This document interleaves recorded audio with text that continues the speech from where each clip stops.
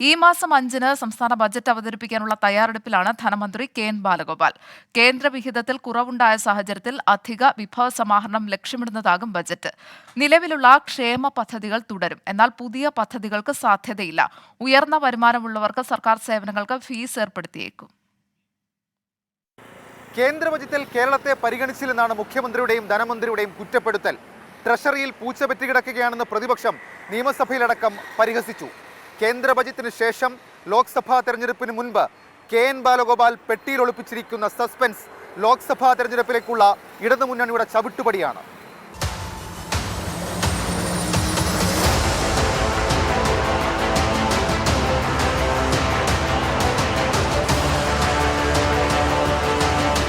കേന്ദ്രവിഹിതത്തിൽ 50,000 കോടിയിലേറെ രൂപയുടെ കുറവാണ് ഈ സാമ്പത്തിക വർഷം ഉണ്ടായതെന്ന് സംസ്ഥാന സർക്കാർ പറയുന്നു. ഇതേ തുടർന്നുണ്ടായ സാമ്പത്തിക പ്രതിസന്ധി മറികടക്കാനുള്ള നിർദ്ദേശങ്ങളും പ്രഖ്യാപനങ്ങളുമാകും കെ.എൻ. ബാലഗോപാലിന്റെ ബജറ്റിലുണ്ടാവുക. സ്വകാര്യ നിക്ഷേപം വർദ്ധിപ്പിക്കുന്നതിന് നടപടിയുണ്ടാകും. ഇതിലൂടെ കൂടുതൽ പണം വിപണിയിലെത്തിക്കാനാണ് ശ്രമം. നികുതി വരുമാനം വർദ്ധിപ്പിക്കുന്നതിനുള്ള നടപടികൾക്ക് പുറമെ നികുതിയേതര വരുമാനത്തിലും സർക്കാർ കണ്ണുവയ്ക്കുന്നു. ഏതൊക്കെ മേഖലകളിൽ നിന്ന് അധിക വരുമാനം ഉണ്ടാക്കാമെന്നത് പഠിക്കാൻ സർക്കാർ ഒരു വിദഗ്ധ സമിതിയെ നിയോഗിച്ചിരുന്നു. GST വന്നതിന് ശേഷം സംസ്ഥാനത്തിന് നികുതി വർദ്ധിപ്പിക്കാനുള്ള മേഖലകൾ പരിമിതമാണ്. ഈ വിദഗ്ധ സമിതിയുടെ പഠനത്തിന്റെ അടിസ്ഥാനത്തിലായിരിക്കും അധിക വിഭവ സമാഹരണത്തിനുള്ള നീക്കം.